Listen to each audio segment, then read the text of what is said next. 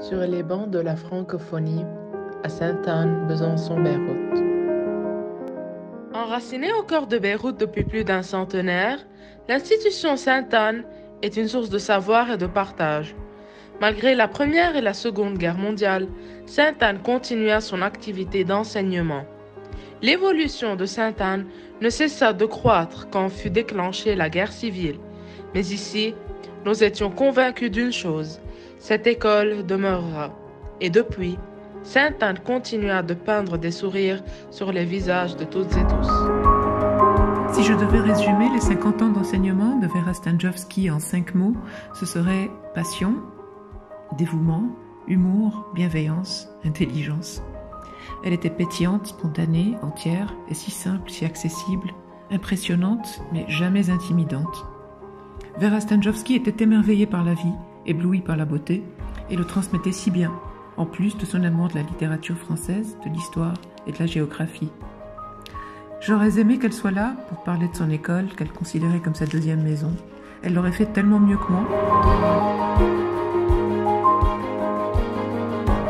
Personnellement, je ne regrette pas d'avoir grandi dans un établissement francophone parce que pour moi, c'était une porte d'ouverture.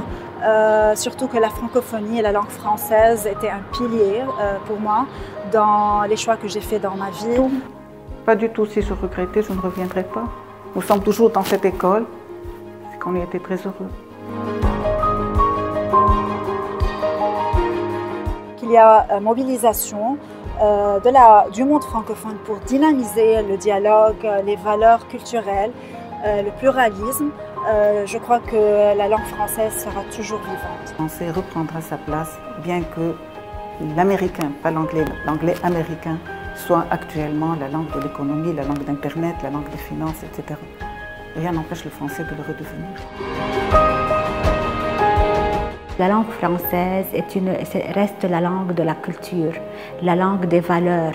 C'est une langue porteuse de valeurs face à ce monde qui est un monde de consommation, de commerce. C'est pour cela que cette langue est recherchée. Si je vais donner une image, je dis que la langue française, je la trouve maintenant, ou bien la francophonie, comme une pierre précieuse, ou bien comme un trésor, comme quelque chose qui est rare dans notre monde et qu'on travaille laborieusement pour la trouver. Et quand on la possède ou bien on la trouve, on s'émerveille.